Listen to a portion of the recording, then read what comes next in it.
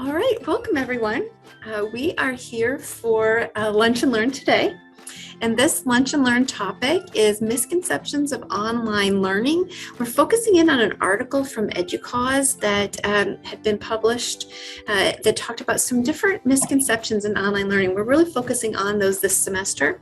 The one that we have today is there are no aha moments in online courses. It's so passive. We just sit there and we kind of are just part of it. We don't really engage in it. We're not really active. That's the misconception. So here we are to fight that misconception and find ways that we can make it more active and make sure that we're really engaged and we're interactive.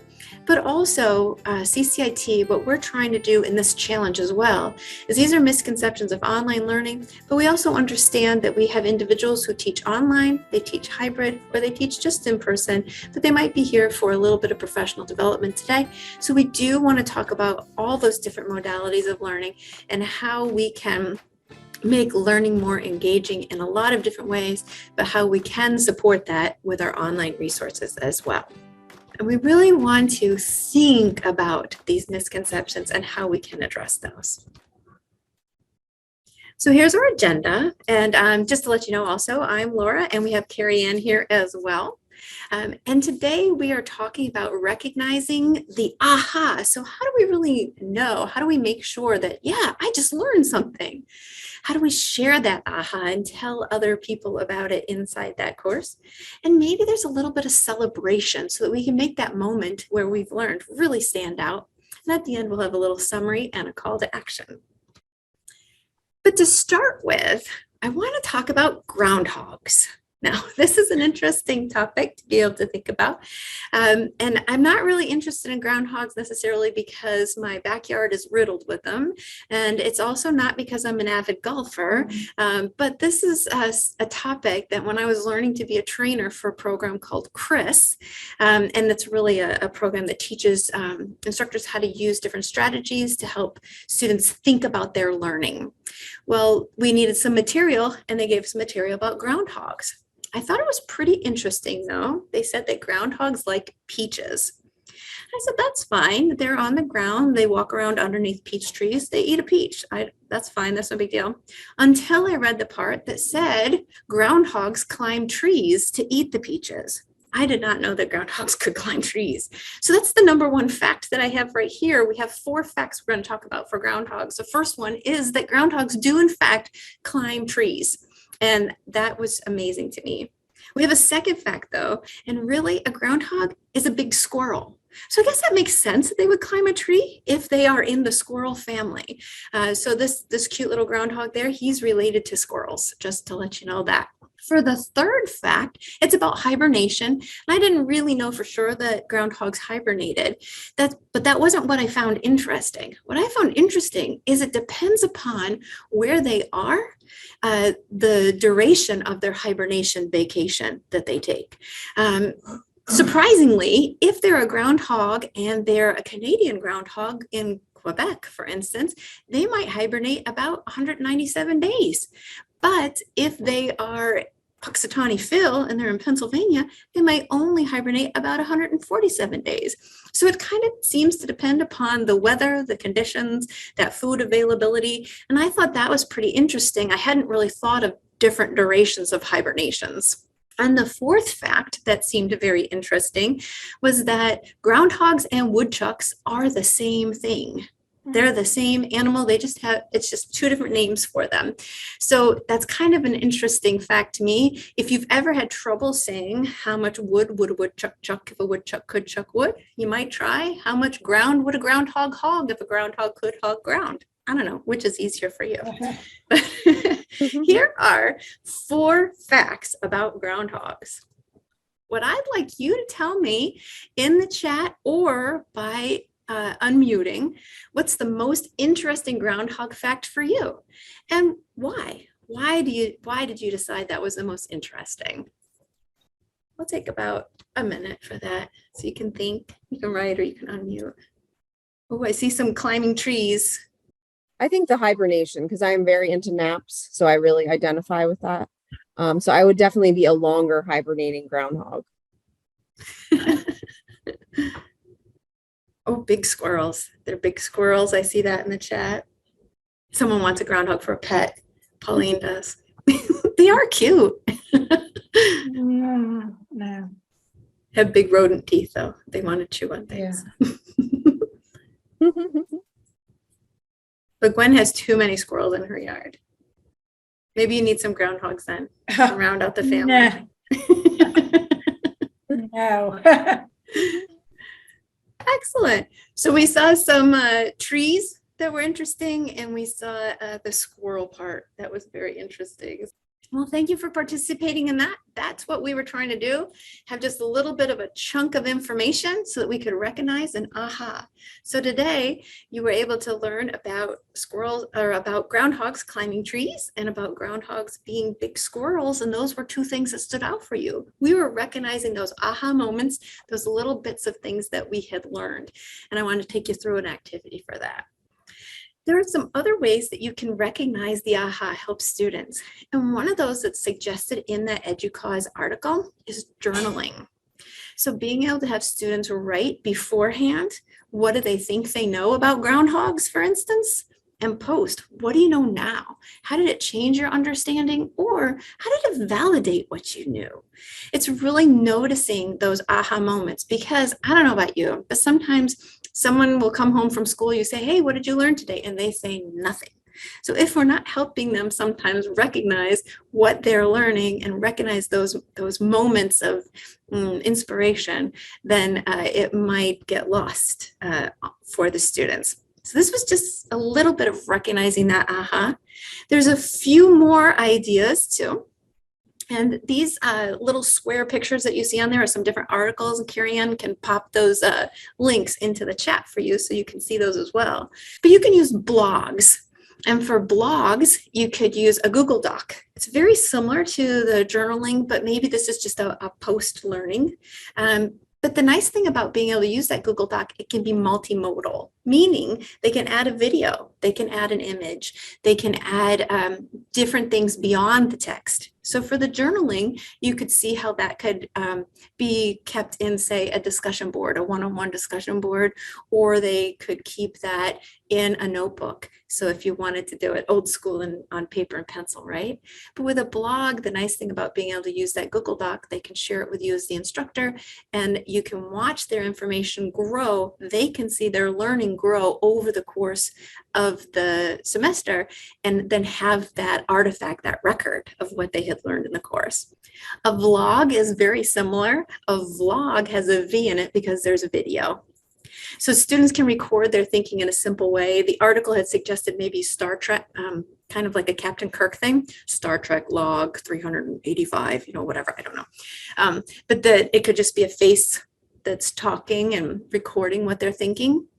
It could also be something that you could use for Flip, and I did put some Flip resources in there for Karianne to share as well, that it's a video discussion board, more or less, but they have a more robust way to use it, so they can share their screen behind them, change their backgrounds, pop up some images. So you could play with how you want those vlogs to look. But then to go back to that old school paper pencil route, you could just use some sketches. So there are things called sketch notes that individuals can use. It doesn't work for everyone. Not everyone thinks that way, but to be able to help students connect to maybe are visual learners, they could draw something. The example here is an assignment sandwich diagram that, as they were talking, thinking about what really goes in the middle of that sandwich and helping them through those drawings. But I could even imagine students who have tablets and are very good with their stylus, that they could sketch notes as well. And then finally, down at the bottom, you might have remembered this from the conversational lunch and learn a couple of weeks ago. There's something called a 1-minute page, where we're really helping students think about their active learning and really become engaged. And at the end of the lesson, they write for 1 minute about a revelation that they had, something that really was amazing that they learned, or something that will stick out for them. They could even note a nagging question. something that they still need to know more about. These are ways that they can have more active learning ideas. And again, the groundhog example was to give you a little chunk of information that we had talked about in Lunch and Learn a couple of weeks ago. And then these active opportunities to really note the learning that has happened in those situations. So Karianne. So now we'd love to hear from you about your ideas of how you might highlight aha moments for your students. And then, the important thing is getting them to do something with that material, because that's really where the learning comes in. So we talked about journaling or about 1-minute papers or making a video. What do you think you might do in your classes to, highlight these aha moments for your students? And Feel again, free you can to unmute or you can put it in the chat. My courses are asynchronous, so a little bit of a different structure. However, we make sure that the learning materials and objectives for the week lead to a relevant is a key point, but a relevant assignment that they do that week. So it reinforces the learning from the materials provided, whether it be a textbook chapter or articles or videos, and then putting that to action. So it's an intentional tie from the course design way back at that course design matrix level. Mm-hmm. That's excellent. I love the word that you chose, intentional, that it really was something that you're trying to make sure is highlighted in an active way for the students, that you've found is an important thing for them to not only learn, but to also apply. I like that word choice. And it might be interesting to ask the students, along with that assignment, to, share like, what's the weirdest thing they learned, or what's the most surprising thing they learned? Because I think that little bit of creativity can help students engage with the material and remember the information, kind of sticks with them when they have to go and find something that's a little off the wall. Anybody else like to share? I like these ideas, and I'm thinking, because I teach English and it's required, but these are some options that are not necessarily written, so that students who aren't particularly in the beginning of the semester, where they may not be as comfortable writing, that doing a little video might be more engaging to them. No, I agree, Gwen. I definitely think that giving students different options, so many students, I used to work in the writing center for a long time, so many students don't feel like they're good writers, or they don't enjoy writing. Exactly. And so to get them to think about communicating in other ways can be really helpful, and can then build their confidence within the course. Right. That's what I was trying to think of, how to reach the students who don't want to be there and don't like to write. And it's another opportunity for them to feel maybe more successful or build confidence, like you said. Thank you very much, guys. Excellent. Thank you. All right. Then we're going to talk about sharing that aha. So recognizing how we can, now we've noticed, oh my gosh, I learned something. Wow. And now we can talk about it. Some of it can be faculty driven. So in those weekly announcements that you're releasing into your course, for instance, in my course, I'll talk about the previous week. This is what we did. I might highlight a couple of things I saw in the discussion board that people had pointed out that I learned about them, or that they had pointed out a comment, and other students could go look at that to find out more information. And again, and then also in the feedback on assignments. So a lot of times when we give feedback on the assignments, it's all about the growth. How can you do better? How can you improve your performance? But it's finding a couple of places for kudos to say, this was really a great example of metaphor in this paper. Great job. Or being able to recognize for students you really followed the procedure well for this medical process, if they're writing up a lab or something like that, that you're giving them some feedback on things that they also did well. And I think a lot of instructors do that.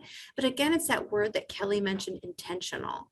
So really working to find a couple of places where you can provide that feedback for students to point out, look, you really did learn what metaphor was. Good job. Something like that. And again, it's important to think about that feedback being specific, because if we just say good job, it's not really helpful. It's letting them know what they did that was a good job. And then some of it can be that student driven. And I say student driven, even though the instructor's kind of maybe prompting it a bit, but it's allowing more of that student interaction with this. So you have that chat responses, kind of the way that we did for the groundhogs. You were able to write in there, oh yeah, I thought it was most interesting that groundhogs climb trees, or most interesting about the squirrel family. Being able to have those opportunities where students make it very visible what they're learning, and that those can then become public statements of learning. And those public statements, what I'm really trying to convey with that is, again, where it's in that chat, where we're in a shared community, or maybe it's in a discussion board, we're recognizing what we've learned. So Kelly, that might be more useful for your asynchronous courses, that you have a discussion board that's set up with Karianne's suggestion. What's the weird thing you learned? I mean, come on, in nursing, there's got to be weird things that you learn, right? So there's lots of things that you could put into those places. There's some things where you can have more sharing aha ideas. These ones take a little bit more time. So those ones were, the ones that have a little bit less setup at the beginning. These ones, maybe you have a bigger setup, but the payoff is great. So we have a pre and post survey. So this could be something you could build in D2L, where students could have a kind of a pre-test of what do you know about groundhogs, and then a post survey with the similar questions that would help them see how they had grown in their understanding. And these are classic things that we've used, even if you're face-to-face and you do this with paper, right? These are classic things that we've tried with instructional strategies. The pre is kind of a primer for where we're going in this lesson today, and the post is, okay, how well did you learn it? And that's also great resources for you as the instructor, because then you can be reflective on your practice and see areas where maybe there might need to be a little bit more information given, or a different example, something like that, to help students in their misconceptions. You can also build some interactive games. There's some Jeopardy templates out there, and I have a couple I could share if you're interested in that. You could use Kahoot. It's an online trivia game, if you haven't heard of that before, where students can go in and they can answer questions that you build. So you've got the questions in there, but it's an online kind of practice. And then you can also just go old school and go around the world in the room and play that game where students stand next to each other, see who can answer the question. The winner moves on to the next person, and then vice versa. But again, those take a little bit of time to set up the questions or to build the template. But once you have it built, once you have it designed, you can use it a few times before you probably want to revise it. You can also set up some self-assessments. So for students, and again, these can be in D2L, they're not things that you need to grade. They're really things that are in there just for students to be able to practice and recognize, how's my understanding of this concept? What's my confidence level? How good do I feel about my answer for here? And really help them to be able to recognize what's still puzzling them. These are some, again, ideas. They take a little bit of time to set them up, but imagine helping students really recognize, yeah, I'm confident about this. How great that is for helping them to be able to share, oh, I do have some aha moments. I learned something. I feel really good about what's going on in this course for me. Karianne. So now we turn it over to you guys to think about how might you use those, tasks that maybe take a little bit longer, but to pull out those aha moments for your students. So do you think a pre-test and post-test, or you don't have to call it test, but kind of pre-assessment would work? Or do you think self-assessments, what do you think might be useful in your courses? And even to remember, if you like the idea of using the weekly announcements, or if you like the idea of using the chat too. So we have both of those examples too. And I will say, Laura, I really like the and post, because I think not only does it help the student see that they've learned, but it also helps, when we talked about a few weeks ago about metacognition and preparing your brain for learning, and also honing in on what is important. So if in the pre-test, you make sure that you ask questions about what you think are the main points of the unit or the content or the reading, that helps the students focus. Because a lot of times when students are left on their own to read material or watch videos, they don't always come away with the big ideas that we wanted them to come away with, right? Sometimes they don't, focus on the bigger picture. They focus more on the small details, or, so this is more of a guidepost for them to say, here are these, 10 questions that you should be able to answer, after you read this. Let's see, what your level is now, and then read with those questions in mind and see how you do, afterwards. Yeah, and granted, might be able to do it breakout rooms at the beginning and end of class. Absolutely. Yeah, and it doesn't have to be individual. It could be in groups that the students answer these questions, and kind of have then interaction with each other too about, the concepts and the topic. All right. And then we want to be able to celebrate that aha. So we recognized, hey, I learned something. We were able to vocalize it either, and I say vocalize, but I mean type, or we can say it verbally. And it's this opportunity to now celebrate that learning that we've seen.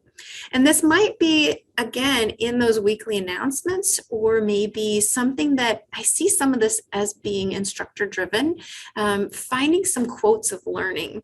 So some of them are real public quotes. So for instance, if something was listed in a discussion board, and I've used this in my weekly announcements, I'd say, Jason had a really insightful point that he made about groundhogs and their ability to hibernate for different amounts of times depending upon their the weather conditions. Check that out, or I might lift Jason's exact words and put them into my announcement or into my discussion board summary that I use to be able to really illuminate some of the learning that had happened in the course. If it's something that it was a paper, though, that Kelly handed in to me, and I thought there was particularly an insightful idea in there that I wanted to point out, because maybe the papers were all about similar topics, but Kelly, she just really used these words that were amazing, that I might ask Kelly first, because that was a private paper that she submitted to me. It might just be a professional courtesy to say, hey, Kelly, do you mind? I'd like to show people these 2 sentences from this paragraph. Is that okay with you? And then I'd be able to highlight that. It's kind of nice for Kelly. It's kind of nice for Jason that I pointed out how insightful he was. These are nice ways to keep celebrating those aha moments. It's also a way to indirectly encourage students to have that deeper thought, because everybody likes to get a sticker. We all want to get those stickers. So when we get this recognition, it's kind of like getting those stickers on your paper. And it's a nice feeling that, hey, what I did was recognized by my instructor and to the community. Now, not all students want that public recognition.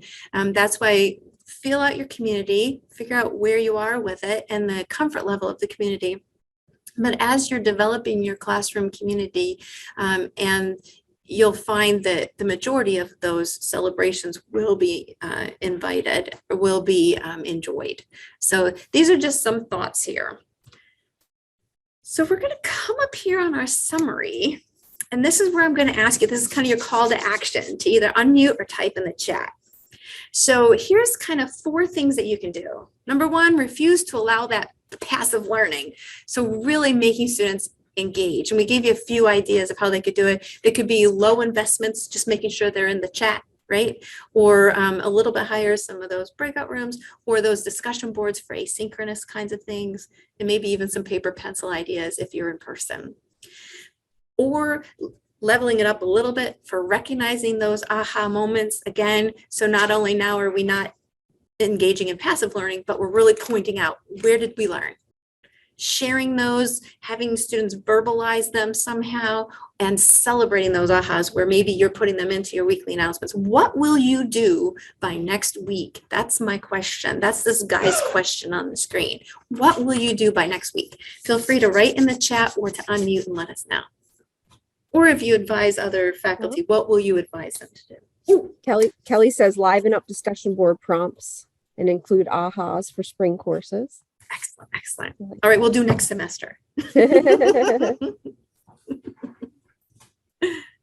Well, and Laura, as you were saying this, I was just thinking, this is like if you were a coach, any sort of coach, whether it's like athletics or, so if you're coaching a team, you can't just have them all sit there. If you're going to teach them to play basketball, they need to be up and moving, right? So that's the active learning. And then you're going to do positive reinforcement. If they learn how to, shoot a free throw the correct way, you're going to share that. And if you win, your team wins, you're going to share that. So really it's about kind of being that positive coach in the classroom and pointing out those good moments for students. Since sometimes school tends to be, for many students, all about the things that they don't know how to do, or, struggle with. So pointing out the good things they're doing and the times they are learning can be really encouraging. I like that analogy. Ooh, we have more in the discussion board too, Yes. or in the chat. Amber, in her classes this week, she shared aha moments. Oh, she already did it. Gold star. Awesome. With Jeopardy and Kahoot. And next week, she wants to try to liven up those discussion board prompts. That's terrific. And in 2 weeks in Lunch and Learn, we're going to talk even more about those discussion boards. Right. So that will be another good opportunity. We've got pre and post breakout rooms for Gwen. She wants to commit to that. And what do they think they know about critical evaluation, starting a new unit? Oh, she's going to start a new unit and is really thinking about how she's going to try to incorporate some of these things. It was nice. Is it okay, Gwen, if I say how you emailed us? She said, yeah, sure. It was really nice because Gwen reached out to us about a previous Lunch and Learn she had attended, said, hey, I tried the things and it worked. And so I told somebody else about it. So we appreciate any feedback. And it worked for them too. We were so excited. So thank you for any of that feedback as well. Oh, and Jason said sharing resources with the chairs to continue to reinforce students because they love feedback. Students love feedback. So please make sure you give it and make sure that you're intentional with it. Oh, and he wants a video of groundhogs climbing trees. I'll see what I can do. Excellent. Thank you so much for participating in this discussion. So really for this, we want to thank you for coming to the Lunch and Learn and for participating in this conversation about aha moments and active learning. And we really appreciate you being able to come and participate in these discussions and hope to see you at a new Lunch and Learn.